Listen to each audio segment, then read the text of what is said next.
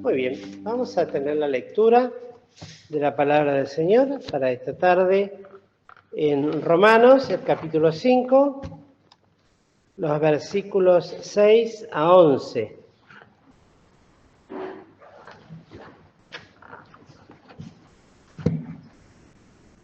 Dice así la palabra del Señor. Porque Cristo, cuando aún éramos flacos, a su tiempo murió por los impíos. Versículo 7. Ciertamente, apenas muere alguno por un justo. Con todo, podrá ser que osara alguno morir por el bueno. Mas Dios encarece su caridad para con nosotros, porque siendo aún pecadores, Cristo murió por nosotros. Luego, mucho más ahora, justificados en su sangre, por él seremos salvos de la ira. Porque si siendo enemigos fuimos reconciliados con Dios por la muerte de su Hijo, mucho más, estando reconciliados, seremos salvos por su vida. Y no solo esto, más aún nos gloriamos en Cristo por el Señor nuestro Jesucristo, por el cual hemos ahora recibido la reconciliación. Hasta aquí la lectura. Bueno, ahora vamos a meditar en la palabra que hemos leído y continuando con este libro que en verdad contiene muchísimas cosas y afirman sobre todo la vocación cristiana primera que debe haber en cada uno de nosotros, que es la de predicar el Evangelio a toda criatura. Y el apóstol hace todo un despliegue de conocimiento espiritual, de doctrina bíblica, afirmando estas cosas para que todo lo que nosotros predicamos y anunciamos no está basado en palabra de hombre, sino todo una realidad y una seguridad absoluta futura que brinda ser de Cristo. Y no vamos a repetir tantas cosas que venimos. Yo estaba mirando todo lo que por lo menos lo que yo he anotado desde que empezamos a estudiarlo, y es una cantidad inmensa de anotaciones y de cosas que uno va descubriendo y cosas que también otros hermanos ya en su momento, aún de la iglesia aquí, hemos escuchado y hemos podido compartir también con los hermanos. Pero siempre es bueno repasarlas porque en esto también se afirma la seguridad nuestra y afirmamos nuestro corazón en esta presente gracia bendita. Y habíamos llegado hasta el versículo 5 la semana pasada, y hoy, hablando desde el 6 en adelante, se nos presenta un cuadro de absoluta seguridad y de dos condiciones en las cuales nosotros estamos o estábamos. La primera, en una condición que lo resume el apóstol Pablo y lo describe en los versículos estos que hemos leído, lo que éramos antes de la justificación y luego también lo que somos después de ser justificados. ¿Cuáles eran nuestras pasadas maneras de vivir y cuál es el propósito de Dios luego de que seamos y hemos sido hechos justificados y hechos hijos de Dios? En la primera descripción que se hace es el mismo versículo 6 acá, dice, cuando éramos flacos. Y flacos no se refiere solamente al hecho de delgadez física o una persona flaca, como se puede decir normalmente. La palabra de Dios en este caso utiliza la palabra flaco como una ausencia de fuerzas y particularmente de fuerzas de carácter espiritual santa. Porque se puede ser flaco pero poderoso en fuerzas espirituales negativas en un sentido, ¿no? O carnales, que también es otra forma de hablar, por cuanto todavía soy flaco, dice, y habla de falta de entendimiento, de carnalidades, de cosas que hay en los creyentes, pero nosotros, aun cuando éramos en la peor condición en la cual se puede considerar al hombre perdido en sus delitos y en sus pecados, acá lo define el apóstol Pablo como flacos. No está hablando de creyentes flacos, sino de gente perdida, realmente, antes de ser justificado, con todo lo que hace y surge por la falta absoluta de fe en el Hijo de Dios, en el Cordero. Sin convicción, sin fe, sin absolutamente ninguna esperanza.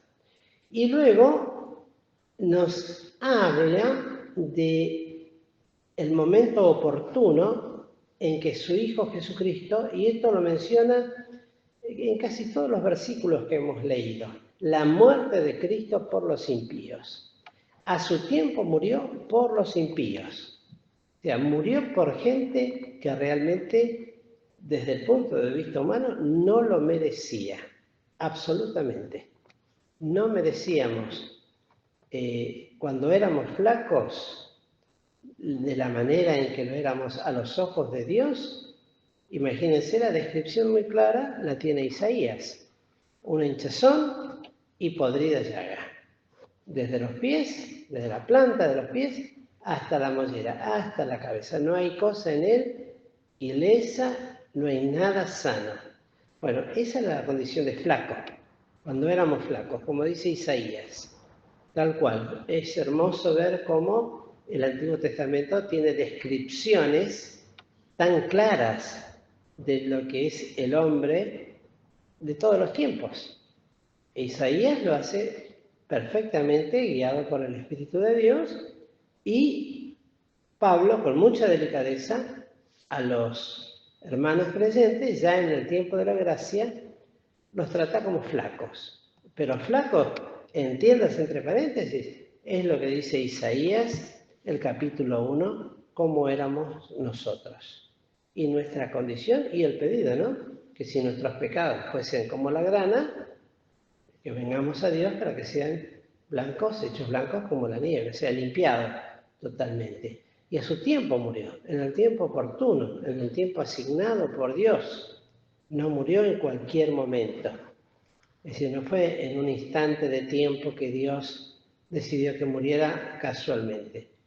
Hay profundos y misteriosos motivos. Algunos lo explican, que fue el momento más objetivamente preciso en el tiempo de la historia de la humanidad por determinadas condiciones geográficas, demográficas, de de caminos y de tantas otras cosas.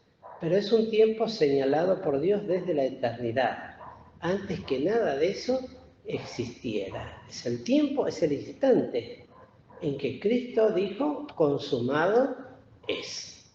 Ese tiempo lo tenía Dios en su mente desde la eternidad y totalmente consensuado en la Santísima Trinidad. Fue el momento escogido y preciso. No fue un momento cualquiera, señalado perfectamente desde la eternidad por Dios mismo, y muere por los impíos. Luego, en el versículo 7, no tenemos tanto tiempo para detenernos, hace el apóstol, ciertamente, dice, como una reflexión de pensamiento, apenas muere alguno por un justo. Y esto me llamó la atención porque ciertamente es como decir, si nos ponemos a pensar, apenas, y ese apenas quiere decir casi no. Muere a alguno por un justo. O sea, siempre en el sentido negativo. Casi uno puede escuchar que mucha gente muere. Tal vez sí escuchamos noticias, a veces trágicas, de padres que queriendo salvar a alguien de la familia de algún momento feo, de una situación, bueno, queda expuesto y lamentablemente sufre la pérdida de su vida, pero no lo hace porque esa persona sea justa, lo hace por un aspecto más bien afectivo e instintivo de preservación, por amor, o como lo podría ser una madre, una verdadera madre, por su hijo o su hija, o un padre, por la familia. Que siempre, yo siempre digo esto, ¿no? Si pasa algo, siempre prefiero estar solo, si me pasa algo. Porque tengo por experiencia, ¿no? De que tengo una reacción distinta a la que podría tener si estuviera con mi esposa o con mi hija. Siempre lo pensé, ¿no? En ocasiones en que inclusive estuve hasta con dos delincuentes armados, uno me tenía el revólver en el cuello acá y el otro en la costilla acá atrás, sentado en el auto y bueno, el Señor me libró, tuvo misericordia. Ayer hablábamos justamente de esto con mi señora y ella miraba desde la ventana del colegio porque no la dejaban salir, cómo iba desarrollándose el evento ahí afuera con esos dos delincuentes. Pero siempre pensé eso, mejor eso, porque tener a alguien más expone al otro a tener que hacer cosas que no haría si está solo. Por ejemplo, si está con con la esposa, y alguien pretende hacer algo con la esposa, o un verdadero marido, un verdadero esposo, no va a dejar. Eso el hombre va a salir inmediatamente porque para eso está puesto en el hogar, para la preservación de la familia, lo va a defender, aún a costo de su propia vida. Eso es una realidad. Pero no es en este sentido lo que dice la palabra. La realidad es que si uno dice, bueno, ¿quién da su vida por este justo? Y nadie. El ejemplo lo tenemos muy clarito con el apóstol Pedro. Cuando dice, tu vida, mi alma pondré por ti, dijo, y era realmente un hombre justo, el Señor Jesucristo. Y ni aún así lo pudo realizar. Sí tuvo la reacción primitiva cuando quisieron tomarlo preso en el Getsemaní, sacar su espada y cortarle la oreja al siervo, a Malco creo que se llamaba, ¿no? Al siervo, al del pontífice. Pero fue una reacción carnal, no fue una reacción espiritual. El Señor dijo, guarda tu espada. Y lo tranquiliza en un sentido, porque tenía otro propósito. Entonces, ciertamente, casi nunca, o apenas, dice, ¿no? Es como en contraste del versículo anterior. Es una comparación con el versículo. Alguno muere por un justo. Con todo, dice. Y aún, dos puntos, dice, ¿no? Esos dos puntos aclara el pensamiento. Con todo podrá ser que alguno osara morir por el bueno. Donde podrá es normalmente utilizado en oraciones de carácter negativo. Con todo, aún pensando en todo lo que podría ser, podrá ser que haya alguien que osara, que en una actitud de osadía o de valentía hiciera algo por el bueno. Pero tales cosas normalmente no, y en general, como bien lo dice, casi no ocurren. Por eso dice el versículo 8, la diferencia y el contraste, pues más Dios, y ahora ya pone como primera persona a nuestro Padre Celestial, encarece. Y encarecer, acuérdense que lo hemos visto en el capítulo anterior, en el capítulo 3, cuando hablaba de nuestra iniquidad que encarecía la justicia de Dios. Y encarecer quiere decir testifica exhaustivamente, de solemne testimonio, un testimonio que da Dios, mas Dios hace esto de su caridad, de ese amor sacrificial distinto totalmente a lo que el versículo 7 describe, y ahora aquí lo afirma, su caridad, del amor sacrificial. Lean 1 Corintios 13, todas las características del amor sacrificial. ¿Y para quiénes? Para con nosotros, para los que éramos flacos, para los impíos. Y ahora lo dice claramente. ¿Por qué hace esto?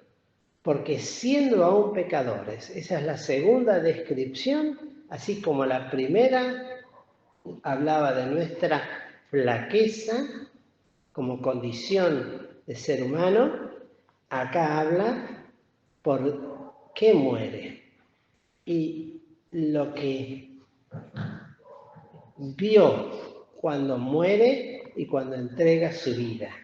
Esto es algo importantísimo, porque no lo hace como podría ser, por eso es el contraste, ¿no? Con el versículo 7. Apenas, casi no hay quien pueda morir por el justo. Y justo sabemos que no hay ni a un uno. Y luego, aún dice por el bueno. Y acá Cristo y Dios, el testimonio que da, es tan distinto y diametralmente opuesto. Diametralmente quiere decir el otro extremo. Tan elevado como lo es el cielo de la tierra. Cristo Jesús, en determinado momento de tiempo, da su vida por nosotros, pobres y miserables pecadores, no mereciéndolo, como decíamos, ¿no? Encarece, porque siendo aún pecadores. Y esto es lo que el otro día también les hice un breve comentario y lo vuelvo a hacer. Nosotros amamos generalmente a los que nos aman, hablando de hermanos y aún de parientes. Amamos a los que nos aman. Pero cuando sucede algo, por ejemplo con un hermano, hay una frase que siempre me decía un hermano, ¿no? Hoy sos el león. Importante. Haces algo que no conviene, algo que no está bien, y de león pasas a ser la laucha, ¿no? Es decir, en ese sentido. Y que es cierto que es esto, porque inmediatamente cuando hay situaciones que son adversas a nuestro discernimiento, estamos hablando entre hermanos ahora, ¿no? Inmediatamente cambia ese amor.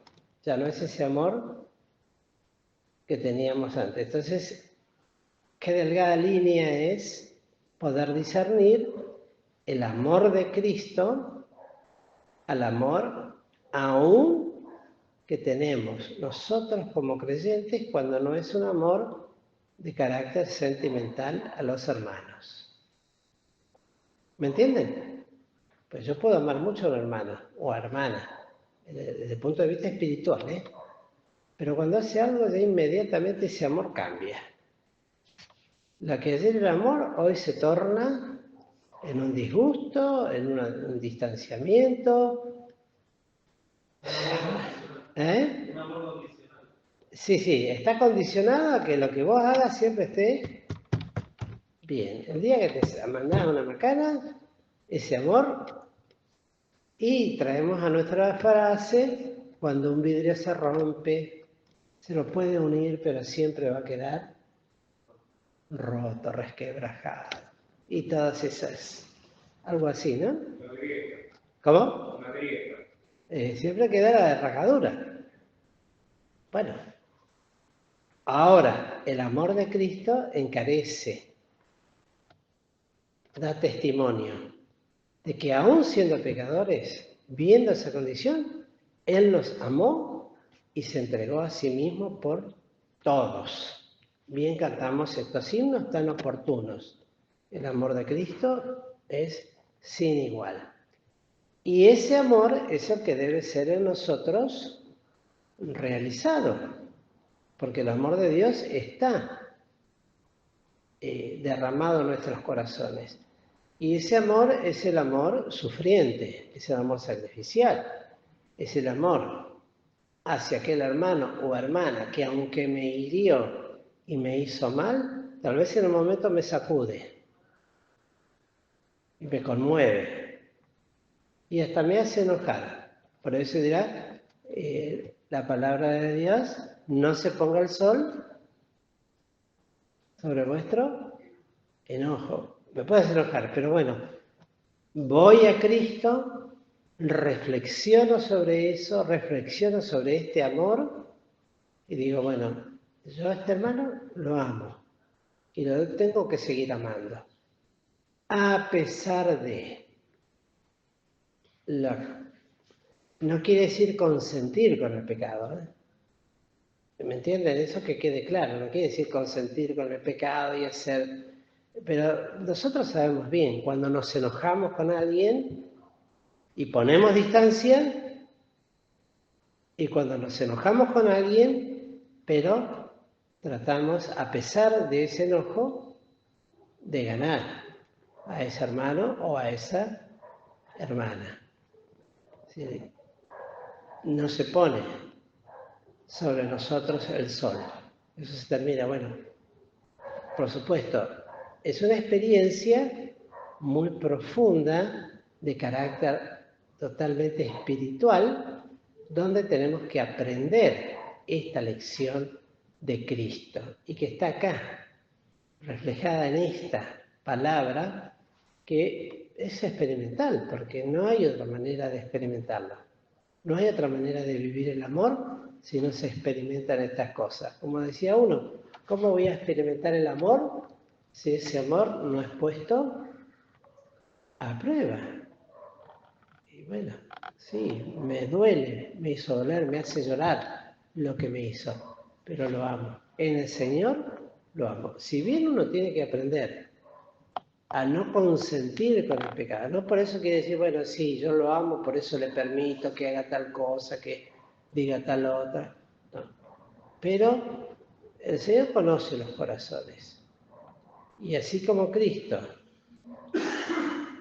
obró esto, hay una tercera condición que se establece cuando dice, mas Dios, luego de encarecer ese amor, dice, luego mucho más ahora, justificados en su sangre, nos lleva a otra condición de lo que obra luego de ser justificados. La primera la veíamos, flacos, pecadores y enemigos, porque en el 10 dice así, porque si siendo enemigos fuimos reconciliados con Dios por la muerte de su Hijo, entonces esta nueva presentación del apóstol, al decir luego, mucho más ahora, le eleva esa vara de bendición que Dios da y lo que Él quiere lograr en nosotros, pues nos hace salvos de esa ira justa de Dios que se tenía que haber derramado sobre toda la humanidad, pero lo hizo sobre su Hijo Jesucristo. Por eso decimos, ¿no? Dios nunca consiente el pecado. Y es más, Él sigue amando a los creyentes, pero cuando tiene que corregirlos, los corrige. Y cuando Dios corrige, sabemos que es un Dios severo y justo. No, miremos el Antiguo Testamento, la severidad con que Dios obraba. Es el mismo Dios. Ahora estamos en el tiempo de la gracia. No quiere decir que se volvió más bueno que antes. Habiendo pasado por alto, habíamos estudiado. Ahora nos trata de otra manera, pero siempre con el mismo propósito, salvarnos de la ira, reconciliarnos con Él. Para eso murió Cristo, no solamente para darnos vida y que esa vida sea eterna, sino para que esa vida también tenga un propósito de reconciliación con Dios. Y al tener esa reconciliación con Dios, como dice en el versículo 10, y vuelve a repetir por la muerte, esto lo vuelve a repetir varias veces a lo largo de toda la escritura, por supuesto. Lo hace para que lleguemos a experimentar su vida en nosotros. Porque nos dice en Romanos, por ejemplo, 8:11, y si el espíritu de aquel que levantó de los muertos a Jesús mora en vosotros, el que levantó a Cristo Jesús de los muertos, vivificará también vuestros cuerpos mortales por su espíritu que mora en vosotros. El mismo espíritu que levantó a Cristo de los muertos tiene el poder para vivificar nuestras vidas y darnos la posibilidad bendita, de modo que si alguno está en Cristo, nueva criatura es. Las cosas viejas pasaron. He aquí, todas son hechas nuevas. Es decir, nos vivifica, nos da esa nueva vida llena del Espíritu que quiere que vivamos bajo la ley del Espíritu de vida que es en Cristo Jesús, Señor nuestro. Aunque fuimos enemigos en un momento.